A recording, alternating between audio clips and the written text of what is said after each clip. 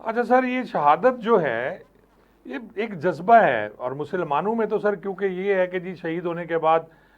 جنت ہے اس کے لیے، اور شہید کو ہمیشہ یاد رکھا جاتا ہے، اور کہا جاتا ہے کہ شہید کبھی مرتا نہیں ہے۔ تو کیا یہ جو جذبہ ہے سنوں میں ہے، اور یہ کیا، اس کے بارے میں تھوڑا سا روشنی ڈالیے سر۔ پاکستان اگر تو اپنا ایک جنرل اسلام کے کانسیپٹ سے آپ لیں اور مسلمانوں کے کانسیپٹ سے لیں، تو آپ کو پتہ ہے کہ شہید وہ ایک چیز ہے، شاعر نے کہی ہے لیکن وہ صحیح ہے،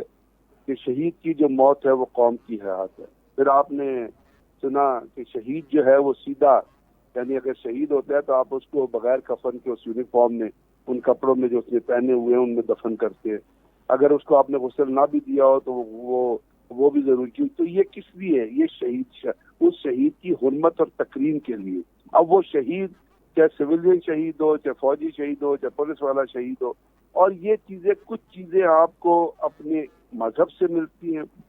کچھ آپ کو نیشنل اپنی قوم سے ملتی ہے، جس کو آپ نیشنلزم کہتے ہیں۔ اب ان دونوں کو جب آپ ایک جگہ اکٹھا کر دیتے ہیں تو وہ آپ کے اندر وہ جذبہ بیدار کرتا ہے جس میں آپ اپنی مٹی کو پروٹیکٹ، یعنی جو وطن ہے وہ آپ کی مٹی ہے، اور جو مٹی ہے وہ آپ کی ماں ہے۔ تو جس طرح آپ کی ماں نے آپ کو جنم دیا، اس طرح اس مٹی نے بھی آپ کو پروٹیکٹ کیا ہوا ہے ایک جگہ پہ رکھنے کے لیے۔ تو اس کی پروٹیکشن کے لیے، جیسے جب آپ ہیلپ لیتے ہیں نیوی میں، ایئر فورس میں، آرمی میں اور باقی بھی ادارہ، کہ آپ میں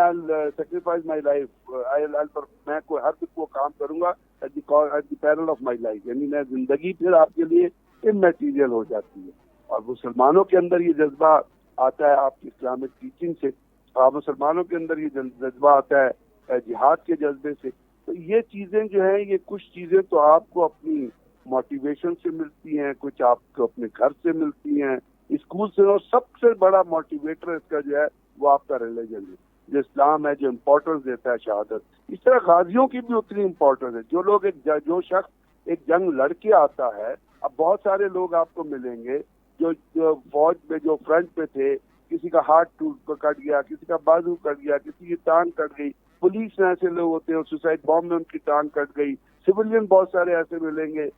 جن کو بیچاروں کو